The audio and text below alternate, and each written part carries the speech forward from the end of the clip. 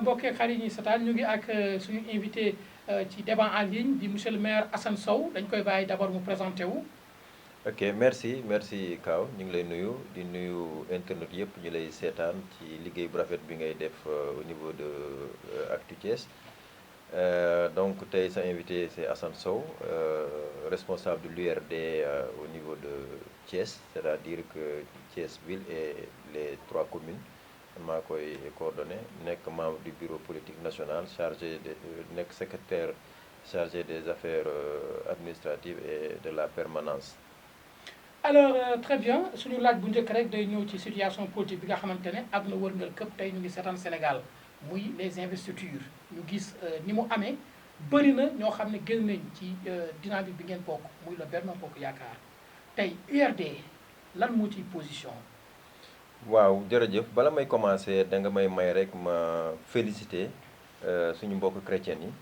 ci fête bi nga xamante ni moom la ñu nekk ci feetu Pentecôte bi. di leen ñaanal jàmm parce que ñoom ñooy suñuy dëkkandoo ñooy suñuy mbokk ñooy suñuy xarit te Sénégal ñëpp benn lañ di leen donc wax une joyeuse fête de Pentecôte di rafetlu aussi kàddu yi nga xamante ni dégg naa ko fa tey mu jub fa vraiment seen kilifa yi woote jàmm woote na nit ñi ñaan pour Sénégal am jàmm Sénégal am dal question bi nga wax dama koy rafetlu te élément de réponse yi aussi bari na. li xew ci investiture yi en tout cas au niveau de l'URD on a compris une chose d'abord pour Benno Bokk Yaakaar que liste bi ñëpp xajuñu ci parce que coalition bi macha allah du coalition bu ndaw et boo xoolee aussi 53 la ñu war a élire sur la liste proportionnelle et 53 yi boo xoolee daanaka 26 ou 27 góor moo ci mën a nekk sur la liste nationale boo xoolee nag par rapport ak li coalition bi am ci yëpp. il faut aussi nit ñi dawal laa biir xam ni lépp xajul rek ci liste nationale boo ñëwaatee aussi au niveau des départements particulièrement fii Thiès daanaka aussi 4 la te 4 yi da ngay am 2 titulaires ak 2 suppléants pour tous les départements de Thiès loolu aussi du lu yomb il faut nit ñi dawal compréhension donc ñun en tout cas waa URD gis nañ investir yu mu demee c'est vrai que nag am na ay yoo xamante ni peut-être duñ ko rafetlu parce que communication bi ñu waroon demee ak ñun au début demeewul noonu et là on a vu que Idrissa Seck ak Augustin Tine ñu ngi liggéey bu rafet au niveau di dajalewaat nit ñi di waxtaan ak nit ñi et l'URD est toujours prête pour participer ci discussion yi waxtaan indi seen apport maintenant leneen li ma ciy rafetlu aussi. mais monsieur le maire nga baal ma laaj bu njëkk bi ci biir laaj boobu mooy est-ce que URD bi nga xam ne yaa ko représenté fii ci biir ville de Thiès est-ce que impliqué nañ la sur le choix des candidats. waaw foofu aussi y a une précision de taille à faire man bokkoon naa ci ñi nga xamante ni ils avaient soumis leur dossier mu nekk ay candidats à l'investiture par le biais du chef de protocole du ministre de la justice su ma juumul jotoon naa déposer sama dossier fu mu war a déposer moom aussi woo na ma ba ñu waxtaan ba question yi mu doon poser yëpp. mu posé ma ko donc loolu mu jox ma confiance que ni dossier ba fa mu waroon egg na fa donc déjà ça montre que ñun même si au niveau local bi ñuy def discussion yi mais le secrétaire général Diegane Sène bi mu waxtaanee en conférence des leaders ça nous a permis quand même de faire le rattrapage et d'envoyer suñu dossier et que après tout le suivi a été fait parce que ñu ngi ma doon woo di laaj ay informations complémentaires ñu discuter donc ça montre que déjà la dynamique était quand même bonne. mais li ma bëggoon wax aussi ci liste yi URD aussi am nañu tête de liste départementale bu ñu jëlee la tête de liste départementale de Goudomp c'est le camarade notre frère Vieux Cissé di ko ci encourager di ko ci ñaanal jàmm et loo tax aussi je lance un appel à l'ensemble des rénovateurs du Sénégal fu ñu mënti doon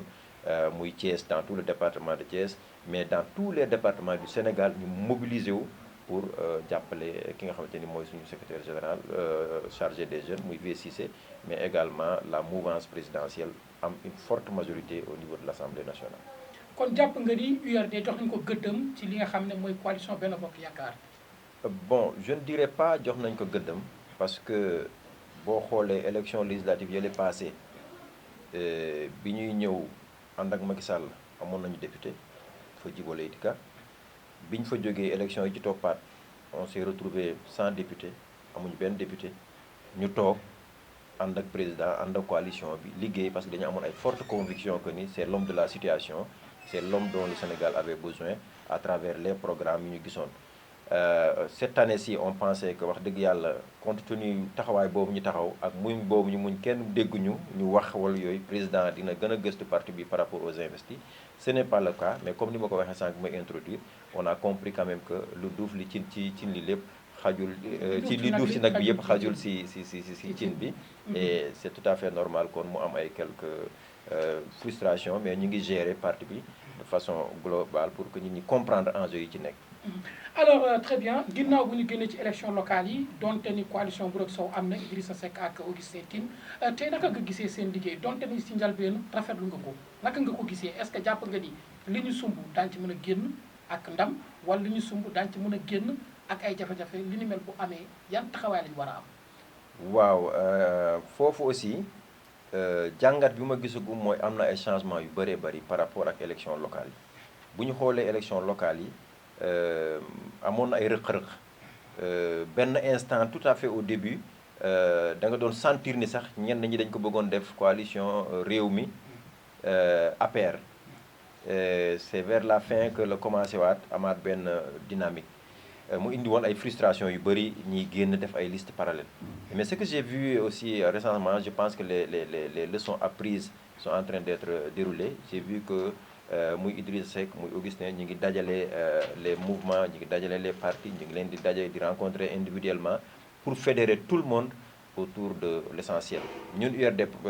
tooguñu ak Idrissa Seck wala Augustin mais ñu ngi observer nous sommes des observateurs de la scène politique et yàkkamtiwuñu xam nañ que ni ça va venir mais li ma gis daal ci terrain bi approche bi ma gis bu continuer dakkul dinañu mën a fédérer l'ensemble des partis et mouvements autour de la mouvance présidentielle et que loolu dina permettre victoire bi ñu amoon au niveau départemental ñu consolider ko mais li nga xamante ni aussi nit ñi tasoon nañu dans les ci liste parallèles yi loolu yëpp regroupé wu et que la coalition puisse retrouver sa majorité au sein de la ville de Thiès et des différentes communes pour que ñi xam ni nag loolu c'est juste benn rëq-rëq la woon rek ci jamono mais la mouvance présidentielle reste majoritaire à Thiès. également yéen tiitu leen comme ni ñu koy waxee ni ñuy tabb maanaam Augustin Tine lañ jiital muy tête de liste teg ci ñoom Ami Tine ni ñuy tabb ñu bëri ñeneen xamuñu leen yéen amu leen ci tiitaange. waaw amuñu ci tiitaange parce que coalition la et ku jiital ci coalition Augustin Tine ci département de Thiès dans la coalition Benno Bokk Yaakaar je pense que kenn du wax ni xamuñu ko. beneen bi mooy investiture bi ñëpp new ñi boo xoolee Idrissa Seck new ci le ministre Yankhoba Diattara new ci mais ñooñu ñëpp dañu xam ni situation bi moo laaj lu bees moo laaj aussi loolu dañu koy saluer parce que ça montre la grandeur des individus qui se sont effacés qui se sont oubliés pour l'intérêt général et je pense que du ñu investir kese ñooy liggéey pour que ñoom ñu mën a jàll mais ñun ak ñeneen parti yi ak l'ensemble des militants sympathisants ñun ñëpp on a décidé ku ci nekk fa nga nekk nga fexe mouiller le maillot pour gagner sa zone comme ñun ni ñu koy defee chaque année on a notre fief bu ñuy gagner on est en train de mobiliser dans le département on est en train de faire nos visites nos tournées dans le département les groupes WhatsApp sont de plus en plus animés dans le département pourquoi pour que l'ensemble des militants de l'URD ak fu ñu mën di nekk dans le département de Thiès ñu mën leen mobiliser pour une écrasante victoire. La lancinante question, c'est le rejet de la liste de Yewwi au niveau de Dakar, mais également celle des suppléants de Benno Bokk Yaakaar. mu nekk coow loo xam ne tey ñëpp wëlbatiku jël seen bët teg ko ci conseil constitutionnel ñeneen ñi ne acte bi jaar na yoon ñeneen ñi ne acte bi jaarul yoon li ni mel yow en tant que way politique nga nekk cadre il faut préciser que cadre nga en tant que ingénieur naka nga ko jàngatee. waaw jàngat bi d'abord suñu xoolee par rapport ak rejet liste coalition Benno Bokk Yaakaar suppléants yi ñun dañu ko nangu dañu ko assumer je pense que mandataire national bi aussi loolu la def parce que gis nañ ni 43e place ak 44e place bi respecté wul les dispositions de l'article 149 bien que article 149 moom côté parité rek lay traité mais boo bëggee lu leer da ngay dem ci article 178 alinéa ni ñu toppante yooyu di nga gis foofu que ni foofu ci article 178 da ngay gis que ne n'est pas recevable la liste 2 points dem alinéa 1 ne incomplet demaat beneen alinéa ne qui ne respecte pas les dispositions de l'article 149 173 et cetera mais foofu la liste la ñu wax. alors que foog ci disposition article 149 bi on va parler des listes pour être les listes doivent être paritaires. mais fii bu demee recevable dafa ne la liste. donc jàngat bi nga ci am mooy la liste boobu dafa séparer toutes les listes. ça veut dire que au scrutin majoritaire dañuy jël la liste majoritaire def vérification bi titulaire jóge ci boobu dem ci beneen bi def vérification te bu ci benn pare tuural ñu rejeté ko. ba pare amul benn disposition ci loi bi fu ñu gis ni am na lu ñu ne bu benn liste respecté wu loi bi dafay emporter beneen liste bi. loolu loi bi aussi indiwu ko. beneen bi boo xoolee maintenant dans le rejet de la liste de Yewwi Askan Wi je pense que bu ñu fàtte il y a une semaine de cela un grand responsable de Yewwi Askan Wi à travers Ousmane Sonko moo njëkk a publier ne Sénégalais yi caaf xam na problème am na ndax dañoo def njombe ci suñu liste. je pense que loolu ñëpp gisoon nañ ko. dañoo def erreur suñu liste nationale baaxatul. donc ñoom déjà reconnaître woon nañu seen liste baaxatul léegi nag ñoom ñoo ñëwaat di woo askan wi parce que conseil constitutionnel def na liggéeyam. ñu ne ñoom duñu ko nangu. et pourtant am na ay décisions yu conseil constitutionnel jël yoo xam te ñun en tout cas man personnellement du sama gis-gis mooy la liste de Yewwi Askan Wi à Dakar. pour man loolu y avait suffisamment de motifs pour ñu rejeter ko. mais bi mu demee conseil constitutionnel mu jox leen raison nous on a dit même si on ne l'acceptait pas c'est le juge du jeu politique on l'accepte décision bi nga xamante ni moom la jël dañ koy nangu xam ni moom moo war a décider na ñu bàyyi leen ñu defaraat seen liste mais mënuma comprendre nag ñoom chaque fois justice jox leen yoon ñu tàccu génn aakimoo ko bu leen justice ne bii paa nag yéen a juum ñu ne na nit ñi génn xeex na nit ñi génn reyante et cetera je pense que Sénégal contexte bi ñu nekk tey ñu jóge ci Covid Ukraine nekk di guerre monde bi on va vers une crise de famine internationale am na ay pays commencé sonn gis nga li commencé xew Soudan gis nga yenn pays européens yi gis nañu musiba yi nga xamante ni mi ngi xew ci àdduna bi dégg nañu sëriñ si di ñaan te nit ñi def wàcce ay kaamil ci jumaa yi pour mu am jàmm gis nañu tey waa Kër Labbe bi lu ñu wax ci dëkk bi je pense di ci woote fitna di ci woote ne xeex wala fitna ci loo xam ne yow yaa njëkk reconnaître que ni dangaa jiw je pense c'est pas le bon moment Sénégal nañ si ñaan jàmm parce que balaa ngay ne naam fekk ne fa comme loolu la wolof wax man nag ab pël buy làkk wolof la parfois day kii mais balaa ngay ne naam ne fa lépp lu ñuy seet bu àndut ak jàmm boo ko jotee di nga ko baax uti jàmm alors très bien donc xam naa ne foofu sax tontu na question wu rassemblement wu le 8 juin bi nga xam ne Ousmane Sonko woo na ko woo ko ay ñoñam woo ko waa Sénégal li ni mel wax nga sànq dëkk bi laaj na jàmm mais woote bi ba léegi yow lan nga ci. waaw woote bi man dama ci am jaaxle parce que lan moo justifié woote bi benn dafay wane ni li Sénégalais yi di dund tey métit bi difficulté yi jafe-jafe yi. dafa mel ni homme politique yi dañoo fàtte sénégalais yi ñoom seen bëru bopp rek moo leen soxal sénégalais yi ñu ngi tal xëy uti dépense xëy uti lu ñu suturloo xëy pour seen doom yi am lu ñu añ lu ñu reer ainsi de suite mais amuñu lu ñu def bu lu woo leen ñoom ñu ñëw xeex ci suñuy difficulté suñu problème ñun en tant que ay homme politique te loolu problème yooyu mi ngi jóge ci ay erreurs yoo xamante ne ñun ñoo ko def beneen bi dama suivre temps yi passé Ousmane Sonko appel bi mu njëkkoon def mu ne dafa bëgg dajale 200 000 jeunes muy appel bu ma jaaxal parce que man je m'arrête toujours di réfléchir ci yu mel noonu pourquoi la cible de 200 000 jeunes pourquoi cibler les jeunes quelle est l'organisation qui est derrière pourquoi il veut écarter benn masse adulte pourquoi il veut écarter les femmes pourquoi ñi nga xamante ni yaakaar na ni am nañu dal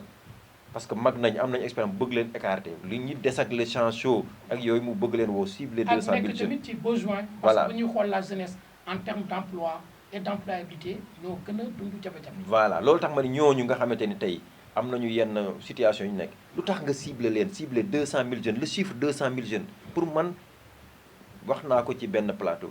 l'État doit être plus que jamais vigilant xuus ci biir wax jooju xool est-ce que y a une organisation qui est derrière est-ce que amul lu ñu préparer parce que État aussi gérer c'est prévoir te dégg naa temps yi commissaire Keita mu def benn sortie boobu aussi du jara bàyyi xel la am na lu mu wax dëgg laam du dégg xamuñu mais am na lu mu wax loo xamante ni jar na nit ñi taxaw gëstu xale yi nag li ma leen di wax mooy Ousmane Sonko am na lu mu waxoon. ñoom bu ñu dem ci manifestation bi nga xam ne moom la ñu woote dinañ fexe ba seen doom du fa nekk seen rakk du fa nekk seeni nijaay du fa nekk maanaam ñi leen jege doo fa gis mukk ku jàpp ci loxo doomam yóbbu ku protéger nag rakkam protéger doomam bëgg yow nga ñëw xeex bi man je pense que il ne faut pas le faire il faut être conscient il faut être responsable Sénégal tey soxla nañu ay jeunes yu taxaw di xeex par seen xel di xeex par seen xalaat di xeex par seen suggestion par seen apport pour le développement du Sénégal comme ni ko leader américain bi waxee woon faut toujours penser à ce qu'on peut apporter à son pays et non à ce que son pays peut faire pour soi à chaque instant foofu lañ toll te ñun ñi nekk mouvance présidentielle dañ jàpp ne la valeur la richesse du Sénégal c'est sa jeunesse on a besoin de ses contributions on a c'est certes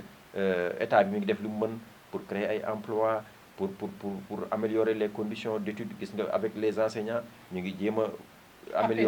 apaiser la situation gis nga avec les voilà respecter les engagements xool nu ñu leen mettre dans de meilleures conditions pour xale yi gën a jàng xale yi gën a xarañ xale yooyu nag dañu leen a soxla pour construire ce pays Sénégal mi ngi jëm vers le pétrole Sénégal mi ngi jëm vers le gaz et c'est dans 1 an et quelques 2 ans yooyu yëpp war a génn ñu war ko profité te ay bopp ñoo koy def ay xale ñoo koy def ay ndaw ñoo koy def donc li ñu leen di ñaan mooy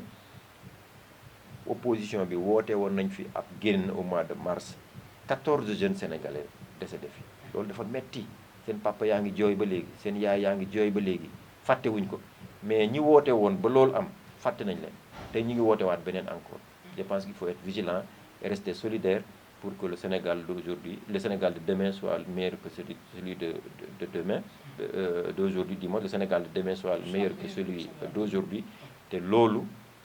liggéey moo koy indi formation moo koy indi jàng moo koy indi te loolu état bi mu ngi ci teg loxoom bu teg ba ceeb opposition li ma leen di ñaan rek mooy nañ accepter que conseil constitutionnel li mu wax mooy droit te keneen mënul wax leneen lu dul droit bu ñu ko bëggoon jël nañu génne ay preuve yu leer que li mu wax tegu ko ci texte ñu ne article tel dafa weddi li conseil constitutionnel wax sénégalais yi jeunes yooyu ñuy woo ñoo gën a mature jeunes yi da ngay gis jeune buy taxawaalu mais am na master ñi am nañu licence ñi c'est am na technicien supérieur am na ñoo xam dañu am seen doctorat sax da nga leen gis nga jàpp ay xale yu ndaw lañ donc je pense que jeunesse bi ñi ngi ci benn changement de mindset boo xamante ni kenn mënatu leen nax le véritable combat du Sénégal le véritable combat des Sénégalaises et des Sénégalais c'est ñu apaiser climat bi ñu nekk ci jàmm ñun taluñu xeex taluñu xuloo la véritable guerre elle est en Ukraine la véritable guerre c'est comment faire pour que l'Afrique soit unie que l'Afrique soit soudée pour que la dépendance alimentaire mën a rester entre nous au sein des Africains naka lañ koy mën a wàññee suñu autonomie bien que amul benn pays bu mën a am autonomie totalement parce que aujourd'hui on a vu qu'en Europe le litre de gasoil est presque à 2 euros donc bu doon am nañu autonomie tey seen carburant du yokkoo noonu mais mënuñu gëmloo Sénégalais yi ne yéen kese yéen ay sonn alors que c'est une crise mondiale boo xamante ne moo fi am qui a été précédée par la crise de Covid mais malgré ça on a vu la politique du président de la République di def on a vu que carburant bi moo gën a moins cher en Europe on a vu que li mu doon jël ci taxes yi nga xamante ni denrées alimentaires yi ci ceeb beeg yooyu état bi bàyyi na ko jëlatu ci dara c'est des milliards c'est des milliards yoo xamante ne état bi ngi doon jëlatu ko ainsi de suite lépp pour apaiser les Sénégalais doyul nag parce que à chaque fois que vous réglez un besoin il appelle un autre besoin et c'est ça le progrès en fait c'est ça le progrès mënuñu régler benn problème rek yépp jeex boo yokkee salaire dans 2 ans nit ñi dañuy bëgg nga yokkaat salaire mais nañ liggéey de telle sorte que tous les 2 ans tous les 3 ans que les conditions le permettent man daal foofu laay woo Sénégalais yi bu ñu taal suñu dëkk bu ñu yàq suñu dëkk ce qui s'est passé en mars on a perdu des milliards et des milliards ne seeni borom ñu ngi koy jooy ba léegi on a perdu des vies humaines kon nañu daal nekk ci jàmm liggéey opposition bi na reconnaître son erreur et puis on avance. gërëm ñëpp di la santaat bu baax di remercier l'ensemble des camarades de l'URD que ce soit à Thiès ñoom Ahmed Diagne ñoom Morinam ñoom Aïssata ñoom Nene Aliou ak ñi nga xam ne ñi ngi ci département yëpp ñoom Abou di remercier également sama camarades yi nekk Dakar ñoom Aïda Gueye ñoom Mamadou Sène ak le secrétaire général Diegane Sène, le doyen Omar Seck, Fatou Gassama, donc l'ensemble des responsables de l'URD, sans oublier maintenant ñoom Mahamka suñu mbokki nekk daara et ak également le camarade Vieux Cissé bi nga xamante ni moom mooy suñu tête de liste départementale au niveau de Goudomp di ñaan yàlla def jàmm ci Sénégal parce que jàmm ci la lépp xaj yàlla mooy ñu jàmm également fii ci Thiès nawet baa ngi yegg si yàlla mooy ñu nawetu jàmm nawet bu sedd guy inondation yi yàlla musul ñu si yàlla vraiment sàmm Sénégal. Très bien, ñu ngi lay jaajëfal monsieur le maire.